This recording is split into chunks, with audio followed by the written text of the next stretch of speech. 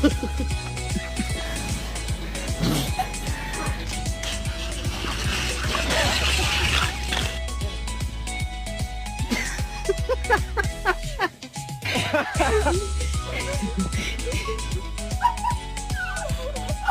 my god! Because of that. Okay. Alright.